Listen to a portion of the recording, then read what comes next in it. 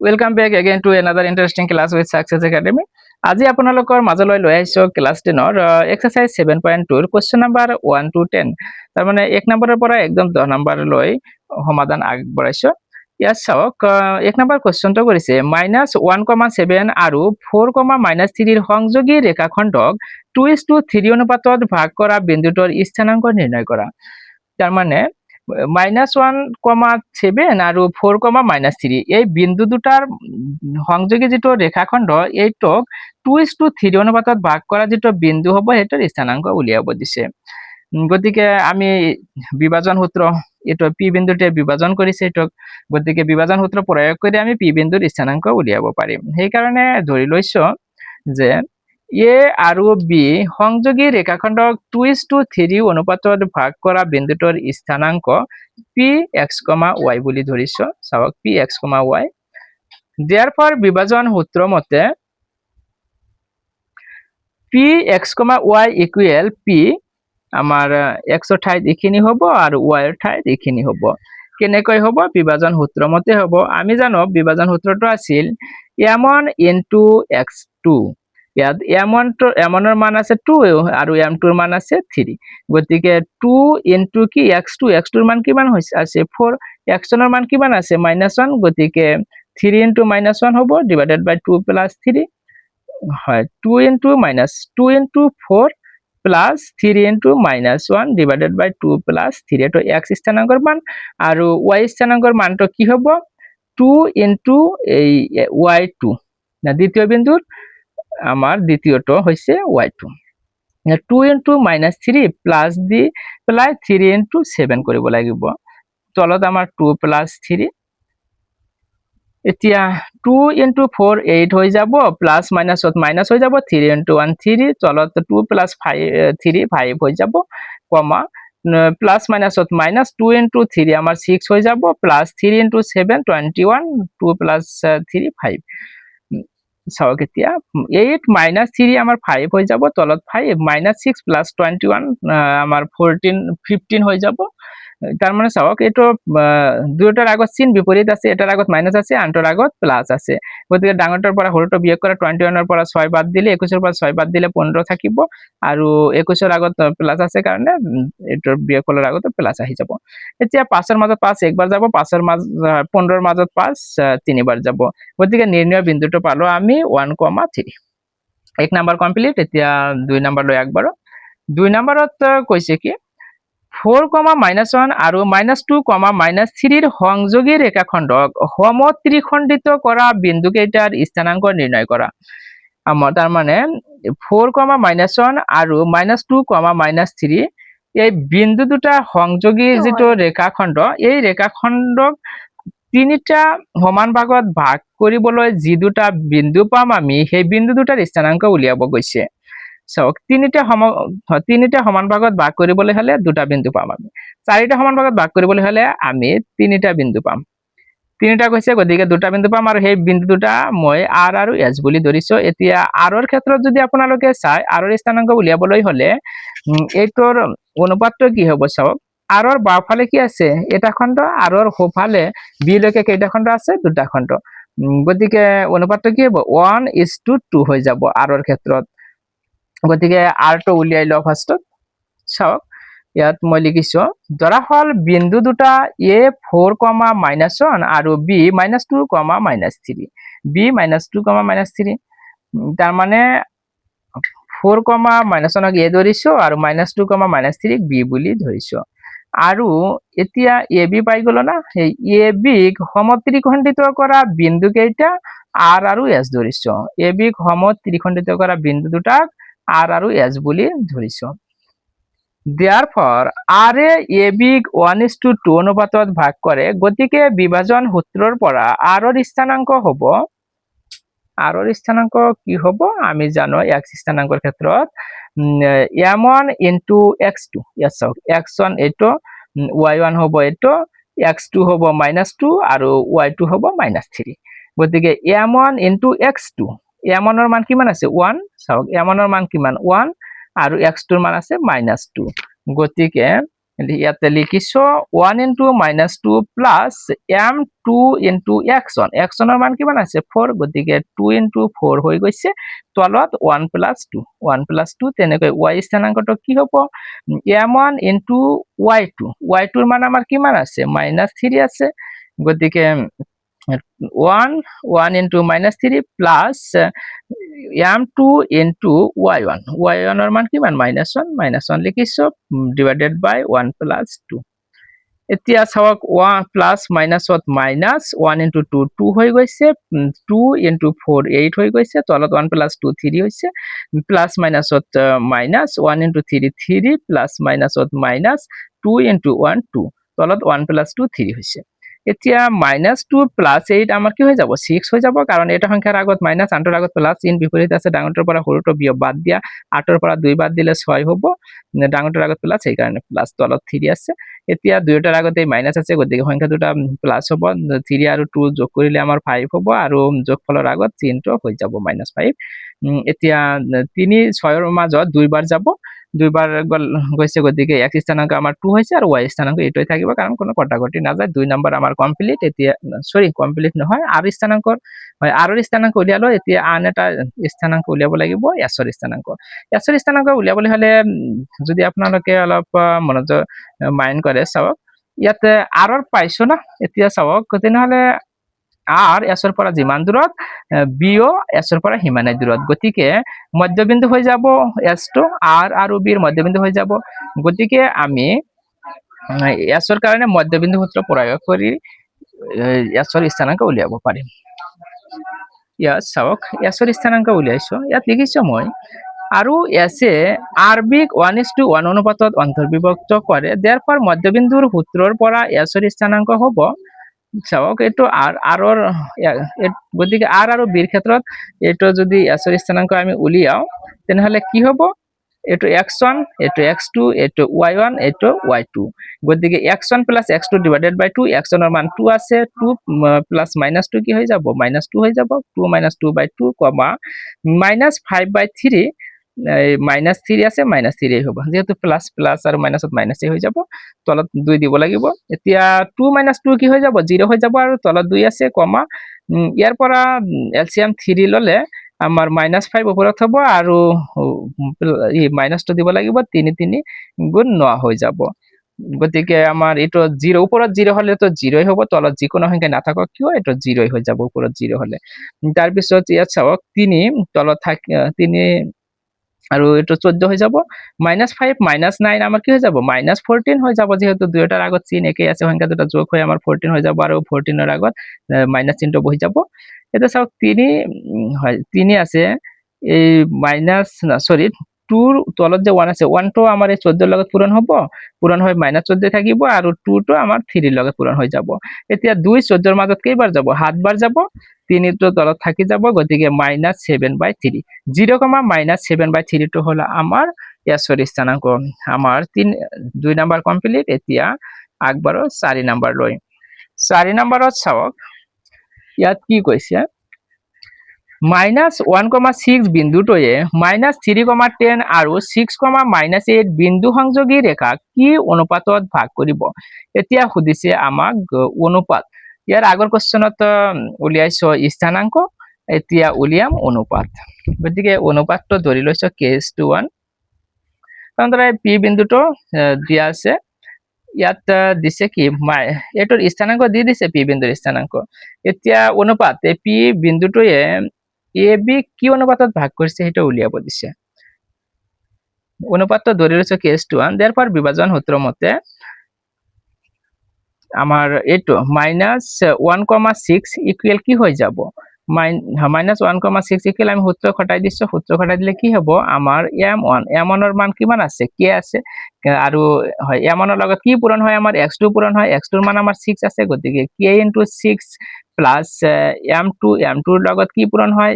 x1 ৰ মান 3 আছে গতিকে 1 * 3 হৈ গৈছে আৰু তলত আমাৰ কি হ'ব k + 1 কমা আমাৰ m2 * y হয় m1 * y2 ৰ মান কি আছে -3 গতিকে k * -8 হৈ গৈছে প্লাস m2 ৰ মান আছে আমাৰ 1 m2 ৰ লগত y1 পূৰণ হয়, y1 ৰ মান 10 আছে, গতিকে 1 × 10 হৈ গৈছে, কি তলত হ'ব আমাৰ কি k + 1 হৈ যাব। এতিয়া চাওক k × 6 আমাৰ 6k প্লাছ মাইনাছত মাইনাছ 1 × 3 3 হৈ গৈছে, প্লাছ মাইনাছত মাইনাছ 8 × k 8k হৈ গৈছে, 1 × 10 10, তলত আমাৰ k + 1 k + 1 আছে। এতিয়া যদি আপোনালোকে লক্ষ্য কৰে চাওক এইটো বিন্দুৰ x স্থানাংক কি -1 আৰু এই বিন্দুটোৰ x স্থানাংক এইখিনি, গতিকে যেহেতু ইয়াত সমান চিন আছে গতিকে এইটোৰ x স্থানাংক সমান সমান এইটোৰ x স্থানাংক লিখিব পাৰো, তাৰপিছত এইটোৰ y স্থানাংক সমান সমান এই বিন্দুটোৰ y স্থানাংক লিখিব পাৰো। যেহেতু x স্থানাংক সৰু আছে গতিকে x স্থানাংকটো লৈ লওঁ, এইখিনি লিখিছো। x স্থানাংক কি আছে 6k - 3/k + 1, 6k - 3/k + 1 সমান সমান কি হ'ব আমাৰ -1। ইয়াৰ পৰা আমি k ৰ মান উলিয়াম। চাওক ইয়াত তলত কি আছে 1 আছে, গতিকে 1 × এইখিনি আমাৰ এইখিনিয়ে হৈ গৈছে ইকুৱেল -1 × এইখিনি, গতিকে চিন চেঞ্জ হৈ গৈছে, -k -1 হৈ গৈছে। এতিয়া চাওক k খিনি একেলগ কৰিছো, -k আছিল সোঁফালে, বাওঁফালে আহিলে +k হৈ গৈছে, বাওঁফালে -3 আছিল সোঁফালে গৈ +3 হৈ গৈছে। এতিয়া 6k + k 7k হৈ গ'ল ইকুৱেল -1 + 3 2 হৈ গৈছে। তাৰ মানে চাওক এটাৰ আগত মাইনাছ আনটোৰ আগত প্লাছ, চিন বিপৰীত হলে ডাঙৰটোৰ পৰা সৰুটো বাদ দিব লাগে, 3 ৰ পৰা 1 বাদ দিলে আমাৰ 2 হ'ব, আৰু ডাঙৰটোৰ আগত প্লাছ চিন আছে গতিকে ইয়াৰ আগত প্লাছ চিন হৈ যাব, প্লাছটো দিব নালাগে এটা সংখ্যা থাকিলে। এতিয়া k ইকুৱেল 2/7 হৈ যাব, k ৰ লগত 7 টো পূৰণ আছিল, 2 ৰ লগত সেইটো কি হৈ যাব হৰণ হৈ যাব, গতিকে আমাৰ k = 1 ইকুৱেল কি হৈ যাব, তাৰ মানে 2/7 আমাৰ ইয়াত কি k আছে মানে কি তলত এটা 1 আছে না নাই, k/1 মানে k/1 ইকুৱেল কি হ'ব 2:7, গতিকে নিৰ্ণয় অনুপাতটো আমি কি পালো 2:7। আমাৰ 4 নাম্বাৰ কমপ্লিট। এতিয়া 5 নাম্বাৰ লৈ আগবাঢ়ো। 5 নাম্বাৰত চাওক দুটা বিন্দু দিয়া আছে আমাক a 1, -5 আৰু b -4, 5। এই বিন্দু দুটা সংযোগী ৰেখাখণ্ডক x অক্ষই কি অনুপাতত ছেদ কৰিব নিৰ্ণয় কৰা, তাৰমানে অনুপাত নিৰ্ণয় কৰিব দিছে আমাক। তাৰ অনুপাত নিৰ্ণয় কৰাৰ পিছত কৈছে লগতে ছেদ বিন্দুটোৰ স্থানাংক উলিওৱা। ছেদ বিন্দুটোৰ স্থানাংক পিছত আমি উলিয়াম, আগতে অনুপাতটো উলিয়াব লাগিব। অনুপাত উলিয়াৰ কাৰণে আমি কি কৰিব লাগিব, বিন্দুটো ধৰি ল'ব লাগিব। ধৰা হল ছেদ বিন্দুটো Px, 0। x, 0 কিয় লিখিছো, কাৰণ x অক্ষৰ ওপৰত থাকিবলৈ হলে ইয়াত কোৱেশ্চনত কৈছে x অক্ষয়, কোৱেশ্চন মতে x অক্ষৰ ওপৰত থাকিব লাগিব। x অক্ষৰ ওপৰত থাকিবলৈ হলে আমাৰ y স্থানাংক 0 হ'ব লাগিব, আৰু x ৰ মান যিকোনো হ'ব পাৰে, সেইকাৰণে x ৰ ঠাইত ইয়াতে x ৰাখি দিছো আৰু y স্থানাংক 0। Therefore x, 0 ইকুৱেল আমাৰ সেই বিন্দুটোৰ x স্থানাংক এইটো হ'ব, y স্থানাংক এইটো হ'ব, যেতিয়া আমি অনুপাতটো লম m1:m2। ইয়াত চাওক m1:m2 লৈছে অনুপাত, সেইকাৰণে সূত্ৰ মতে আমাৰ আছিল m1 × x2। চাওক ইয়াত x2 কোনটো হ'ব -4, বিন্দু যদি এইটো আৰু এইটো হয় গতিকে এইটো হ'ব আমাৰ x1 y1, এইটো x2 y2। m1 ৰ লগত সদায় হয় x2, গতিকে আমাৰ m1 × -4 হৈ গৈছে, প্লাছ m2 ৰ লগত হ'ব x1। x1 ৰ মান 1 আছে, গতিকে m2 × 1, তলত m1 + m2 সূত্ৰ মতে, কমা আমাৰ y স্থানাংকৰ ক্ষেত্ৰত কি হ'ব m1 ৰ লগত y2 হ'ব, প্লাছ দি m2 ৰ লগত y1 হ'ব, গতিকে m1 × 5 প্লাছ m2 × -5, তলত m1 + m2 হৈ গ'ল। এতিয়া এইটো যদি আমি চাওক এইখিনি সমান, এইটো বিন্দুৰ x স্থানাংক সমান সমান এই বিন্দুটোৰ x স্থানাংক হ'ব, কাৰণ ইয়াত ইকুৱেল আছে। তাৰপিছত এইটো বিন্দুৰ y স্থানাংক সমান সমান এই বিন্দুটোৰ আমাৰ y স্থানাংক, এইটোৰ y স্থানাংক কি আছে m1 × 5 মানে 5/1, আৰু প্লাছ মাইনাছত মাইনাছ m2 × 5 মানে 5m2, তলত আছে m1 + m2, গতিকে এইটো লিখিব পাৰো আমি ইয়াৰ পৰা যে 5m1 - 5m2 / m1 + m2 equal কি হ'ব 0। লিখি দিছো এইখিনিৰ পৰা কি লিখিব পাৰিম আমি, 0 ৰ লগত এইখিনি পূৰণ কৰিলে আমাৰ কি হৈ যাব 0 হৈ যাব, আৰু 0 ৰ তলত এটা 1 আছে, 1 ৰ লগত এইখিনি পূৰণ হলে এইখিনি থাকিব আন এটা চাইডত। এতিয়া ইয়াৰ পৰা লিখিব পাৰিম 5m1 ইকুৱেল 5m2, m1 বাই m2 কি হয়ে যাব 5/5 5/5 গতিকে m1 is to m2 equal কি হয়ে যাব 1:1 হয়ে যাব 1:1 তার মানে কি আমার নির্ণয় অনুপাতটা 1:1 যেহেতু অনুপাত পাইছো গতিকে মধ্যবিন্দু সূত্ৰৰ পৰা পাও মধ্যবিন্দু যেহেতু এটো 1:1 1:1 মানে কি বিন্দুটা মধ্যবিন্দু হয় মধ্যবিন্দু সূত্ৰৰ পৰা আমি পাম কি x1 by x1 plus x2 divided by 2, y1 plus y2 divided by 2 আমার x1 এর মান আছে 1 আৰু x2 এর মান আছে -4 গতিকে 1 - 4/2, y1 এর মান আমার -5 আছে আৰু y2 এর মান আছে 5 গতিকে -5 + 5 divided by 2 1 - 4 equal -3 তলত 2 আছে 5 - 5 আমার 0 হয়ে যাব উপৰত 0 আৰু হয়ে যাব যেহেতু গতিকে তলত জি কি না থাকক কি হবে গোটেইখিনিৰ মান আমার 0 হয়ে যাব গতিকে আমার বিন্দুটো কি হইছে -3/2, 0 নেক্সট 6 নাম্বার 6 নাম্বাৰত চাওক ইয়াত আমাৰ দিয়া আছে যদি 1, 2, 4, y, x, 6 আৰু 3, 5 বিন্দুকেইটা এইটো ক্ৰমতে এটা সামান্তৰিকৰ শীৰ্ষবিন্দু হয় তেন্তে x আৰু y উলিওৱা ইয়াত মই লিখিছো চাওক ধৰা হল বিন্দু চাৰিটা ক্ৰমে a b c আৰু d আমি জানো যে সামান্তৰিকৰ কৰ্ণ দুডাল পৰস্পৰ সমদ্বিখণ্ডিত হয় সামান্তৰিকৰ কৰ্ণ দুডাল পৰস্পৰ সমদ্বিখণ্ডিত হয় therefore AC ৰ মধ্যবিন্দুৰ স্থানাঙ্ক ইকুয়াল BD ৰ মধ্যবিন্দুৰ স্থানাঙ্ক AC ৰ মধ্যবিন্দু আৰু BD ৰ মধ্যবিন্দু একেটাই গতিকে ইয়াৰ পৰা লিখিব পাৰিম আমি AC ৰ মধ্যবিন্দুৰ স্থানাঙ্ক সমান সমান BD ৰ মধ্যবিন্দুৰ স্থানাঙ্ক AC ৰ মধ্যবিন্দুৰ স্থানাঙ্কৰ ক্ষেত্ৰত কি লিখিব পাৰিম চাওক মধ্যবিন্দু গতিকে A আৰু C চাওক A আৰু C x1 আমাৰ 1 হ'ব x2 কিমান হ'ব x হ'ব x y1 2 হ'ব y2 6 হ'ব গতিকে 1 + x/2 2 + 6/2 1 + x/2 লিখিছো y2 + 6/2 তেনেকৈ BD এটো B এটো আমাৰ D চাওক BD গতিকে 4 + 3 divided by 2 y + 5 divided by 2 ইয়াৰ পৰা চাওক 1 + x/2 এটা তো আৰু সৰল কৰিব নোৱাৰি 2 + 6 আমাৰ 8 হৈ যাব 8/2 ইকুয়াল 3 + 4 7 গতিকে 7/2 আৰু ইখিনি সেমই থাকিব এতিয়া ইখিনি সমান আমি ইখিনি লিখিব পাৰিম আৰু ইখিনি সমান ইখিনি লিখিব পাৰিম যেহেতু ইয়াত দুটা বিন্দুৰ মাজত ইকুয়াল আছে দুটা বিন্দুৰ মাজত ইকুয়াল থাকিলে এটা বিন্দুৰ x স্থানাঙ্কৰ মান আনটো বিন্দুৰ x স্থানাঙ্কৰ সমান লিখিব পাৰিম আনটো বিন্দুৰ y স্থানাঙ্কৰ মান আনটোৰ y স্থানাঙ্কৰ সমান লিখিব পাৰিম গতিকে 1 + x1/2 ইকুয়াল কি 7/2 আৰু 8/2 ইকুয়াল লিখিব পাৰিম y + 5/2 ইয়াৰ পৰা চাওক 2 2 ক্যান্সেল যাব 2 2 ক্যান্সেল কৰি 1 + x ইকুয়াল কি হৈ যাব 7 আৰু ইয়াত 2 2 ক্যান্সেল কৰি 8 ইকুয়াল কি হৈ যাব y + 5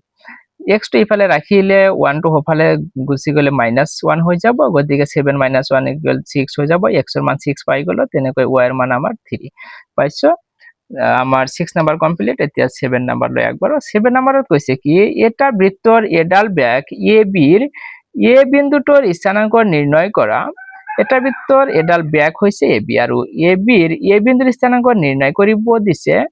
যেতিয়া বৃত্তটোৰ কেন্দ্ৰ 2, -3 আৰু B বিন্দুৰ স্থানাঙ্ক 1, 4 বুলি কৈছে তাৰ মানে A ৰ স্থানাঙ্ক নিৰ্ণয় কৰিব লাগে B ৰ মান আৰু কেন্দ্ৰৰ মান দিয়া আছে সলিউশনত মই লিখিছো বৃত্তৰ কেন্দ্ৰটো বৃত্তটোৰ যিকোনো ব্যাসৰ মধ্যবিন্দু হয় বৃত্তৰ যেটো কেন্দ্ৰ হেটো বৃত্তৰ যিকোনো ব্যাসৰ মধ্যবিন্দু হয় যদি সেই কাৰণে যদি আমাৰ A বিন্দুৰ স্থানাঙ্কটো x, y হয় আৰু আমাৰ মধ্যবিন্দু 2, -3 দি দিছে গতিকে 2, -3 ইকুয়াল কি হৈ যাব x + 1 divided by 2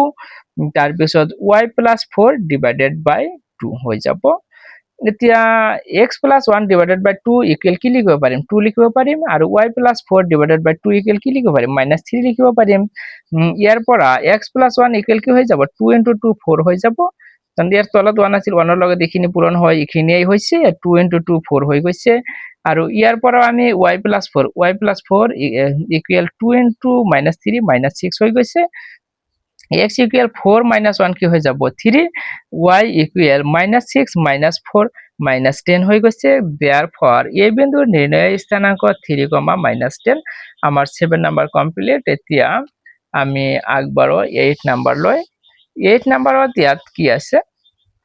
8 নম্বৰত কৈছে যদি a আৰু b বিন্দুৰ স্থানাংক ক্ৰমে -2, -2 আৰু 2, -4 তেন্তে p বিন্দুৰ স্থানাংক নিৰ্ণয় কৰা যাতে ap ইকুৱেল 3/7 ab আৰু p বিন্দুটো ab ৰেখাখণ্ডৰ ওপৰত থাকে তাৰ মানে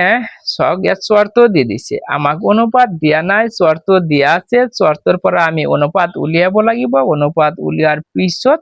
আমি এই p বিন্দুৰ স্থানাংক নিৰ্ণয় কৰিব পাৰিম চাওক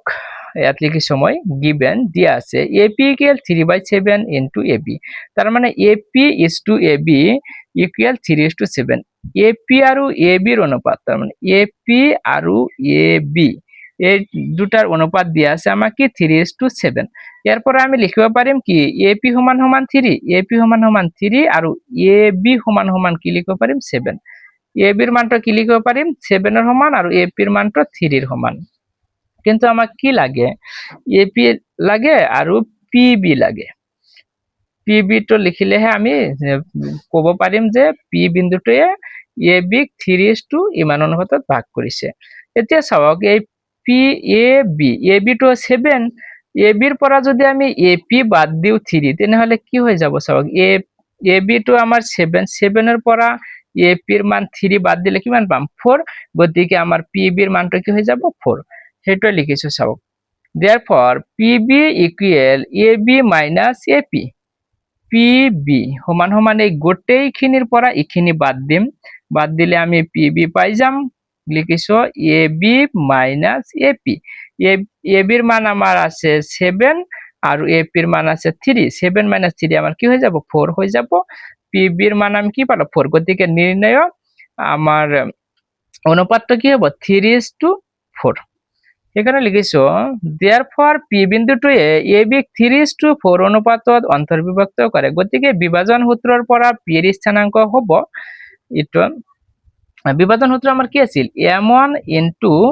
x2 m1 এর মান আমার কি আছে 3 আছে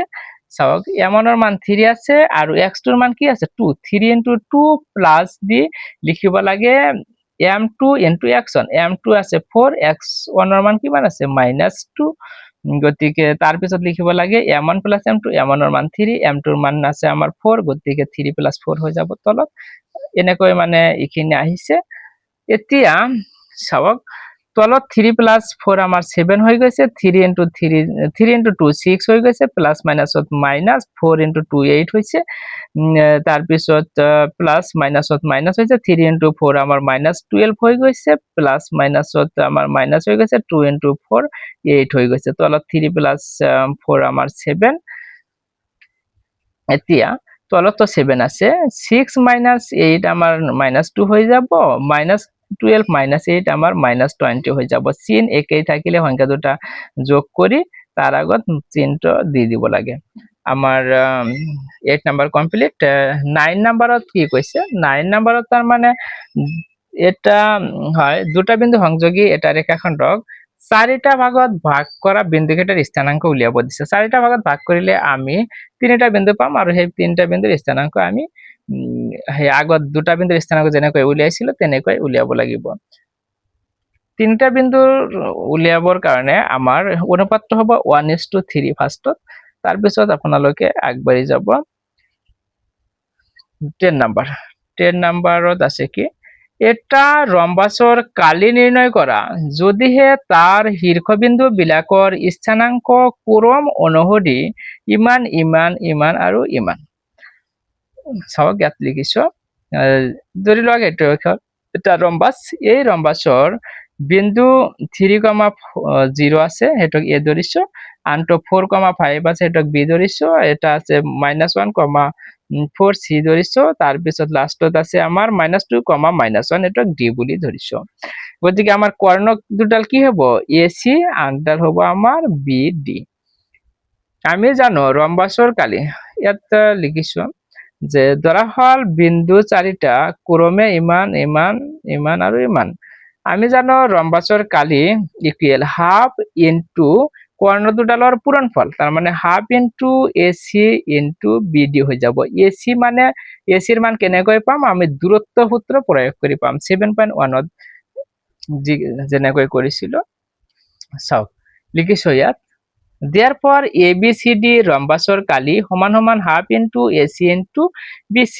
তাৰ মানে হাফ ইনটু কৰ্ণ দুডালৰ পূৰণফল। কৰ্ণ এটা হৈছে AC আনটো হৈছে BD। হাফ ইনটু ইয়াত AC ঠাইত লিখি দিছো মই এইখিনি, কিয় লিখিছো কাৰণ AC চাওক ACৰ দূৰত্বটো এই বিন্দুৰ পৰা C বিন্দুৰ দূৰত্ব কেনেকৈ উলিয়াম, আমাৰ সূত্ৰ আছিল x1 - x2 whole square plus y1 - y2 whole square, ওপৰত ৰুট ওভাৰ থাকিব। তেনেহলে x1 এর মান 3, হয় AC এর ক্ষেত্রে x1 এর মান 3, x2 এর মান কি -1, সূত্রের মাইনাস আর মাইনাস প্লাস হয়ে যাব। গতিকে 3 + 1 হোল স্কয়ার প্লাস আমার 0 - 4 হোল স্কয়ার, 0 - 4 হোল স্কয়ার এটা AC এর মান, তেনেকৈ BC এর মান সরি BD, এটা BD এর মান কি হবে 4 + 2, সূত্রের মাইনাস আর মাইনাস প্লাস হয়ে যাব 4 + 2 হোল স্কয়ার প্লাস 5 - 5 + 1 হবে, এটা মাইনাস আছে, গতিকে 5 + 1 হোল স্কয়ার হয়ে যাব। গতিকে হাফ ইনটু ৰুট ওভাৰৰ ভিতৰত 3 + 1 কি হ'ব 4 স্কয়াৰ প্লাস 0 - 4 মানে -4 উপৰত square into 4 + 2 6 square plus 5 + 1 6 square হয়ে যাব। এছাড়াও হাফ ইনটু 4 স্কয়ার 16 - 4 স্কয়ার 16 হ'ব। ইয়াত ওপৰত যুগ্ম সংখ্যা পাৱাৰটা যুগ্ম থকাৰ কাৰণে -2 নোহোৱা হৈ যাব। তাৰপিছত 6 স্কয়ার 36, 6 স্কয়ার 36। চাওক 16 কেইটা আছে, দুটা আছে, গতিকে লিখিছো 2 × 16। 36 দুটা আছে, গতিকে লিখিছো 2 × 36। এতিয়া এই 4 16 মানে 4 স্কয়ার বা 4 × 4, গতিকে 16 বাহিৰত আহি 4 হ'ব আৰু ৰুট ওভাৰটো ভিতৰত থাকি যাব, ইয়াত লিখিছো। তাৰপিছত ইয়াত 36 কেইটা আছে, না 36, আমি যে কিমান স্কয়াৰ 36 6 স্কয়াৰ, গতিকে 36 বাহিৰত আহিলে আমাৰ 6 হৈ যাব আৰু এটা ৰুট ওভাৰ ইয়াত থাকি যাব। ইয়াৰ পৰা এটা ৰুটটো থাকিল, ইয়াৰ পৰা এটা ৰুটটো ইয়াত আহি গ'ল। গতিকে চাওক √2 × √2 আমাৰ 2 হৈ যায়। এতিয়া 2 হয় 2 আৰু 2 কেনসেল কৰি থাকিলে আমাৰ 4 × 6 = 24 হৈ যায়।